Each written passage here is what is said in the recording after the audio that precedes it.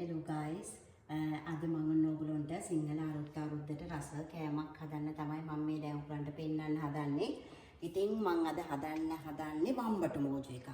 ඉතින් ඒක ගොඩක් අය නොදන්න රසකුත් එක්ක මම ඔයගොල්ලන්ට කියලා දෙන්නම්.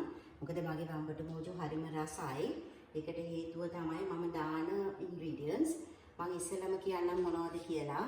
මම වම්බටු ටික කලින් බැදගත්තා. ඊට පස්සේ රතු ලුණු ගත්තා, අමු මිරිස් ගත්තා, හාල් මැස්සු අරගත්තා. මේ හැම එකම තෙලෙන් බැදගත්තා. රතු ලුණු ටිකත් තෙලට දාපු ගමන් ටක් ගාලා ගත්තා. අමු මිරිසුත් එහෙමයි තෙලට දාපු ගමන් ගත්තා. ඊට පස්සේ ඒකට මම ඔන්න කවුරුත් ඔයගලන්ට නොකියන රහසක් කියනවා. මම මේකට දාන්නේ මම විනාකිරි වලට. මේ තමයි මම පාවිච්චි කරපු විනාකිරි එක. ඇත්තට මේක ලංකාවේ එකක් නෙමෙයි, රයිස් විනේජ් එකක්. ඒක ඊට පස්සේ මැංගෝ චට්නි ටිකක් අරගෙන රයිස් විනේජ් එකට වතුර චුට්ටකුත් දාලා මම ඒක හොඳට බ්ලෙන්ඩ් කරගත්තා. හරිද? ඒක බ්ලෙන්ඩ් කරගෙන ඊට පස්සේ අප, ගම්බිරිස්, මිරිස් කුඩු, සුදු ලුණු, ඉඟුරු, කෑලි මිරිස් ටිකක්, කහ ටිකක්, සීනි ටිකක්. ඒව තමයි මම දාන්නේ. ඔන්න දැන් අපි ඊළඟ බලමු කොහොමද වැඩේ කරන්න කියලා. ඉස්සෙල්ලාම මම ඔන්න දානවා අපේ බ්ලෙන්ඩ් කරගත්ත විනාකිරි සමග මැංගෝ චට්නි එක. ඊට පස්සේ අබ ටිකක් දානවා.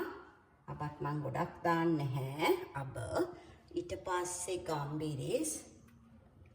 ඊට පස්සේ මිරිස් කුඩු ටිකත් එක් කරනවා. ඊට පස්සේ ඉඟුරු සුදු ලුණු ටික.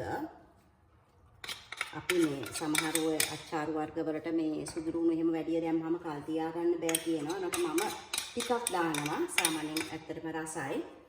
ඊට පස්සේ කෑලි මිරිස් ටිකක් දානවා. දැන් කහ ටිකත් එකතු කරනවා. ඊට පස්සේ මේ ටික හොඳට මික්ස් කරනවා. මේ ටික පොඩ්ඩක් ඔයගලන්ට කියන්න ඕනේ මම පොඩි ඉන්ජරි එකක් වෙලා මගේ අත මම මේ බෙහෙත් කරලා ඉන්නේ සිංහල බෙහෙත්. ඉතින් ඒක නිසා තමයි මම ග්ලව් එකක් පාවිච්චි කරන්නේ.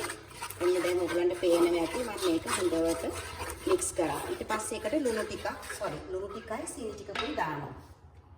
ඉතින් අන්තිමටම දාන්නේ ලුණු ටිකක් එකතු කරනවා. මොකද මම මේ හැම දෙයකම ටික ටික ලුණු එකතු කරලා තියෙන නිසා මේකට ලුණු ටිකක් දානවා. ඊට පස්සේ ඒක හොඳට මික්ස් කරලා ඊට පස්සේ අපි වම්බටු මෝජු එක එකට දානවා. වම්බටු ටික දානවා මෝජු. හරි?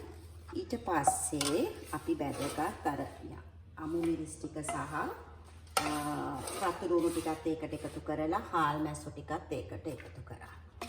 දැන් මේක හොඳට මික්ස් කරලා අපි මේකට සීනි ටිකක් දානවා. සීනි ටිකක් දානවා. ඔන්න දැන් ඕගලන්ට බලන්න පුළුවන්.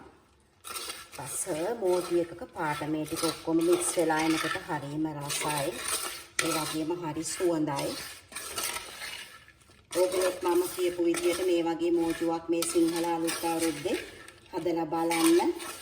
මම පහුගිය ටිකේ මගේ කාර්ය බහුලත්වයත් එක්ක මට ටිකක් ඕගලන්ට අලුත් රෙසිපීස් අරන් ඉන්න බැරි වුණා.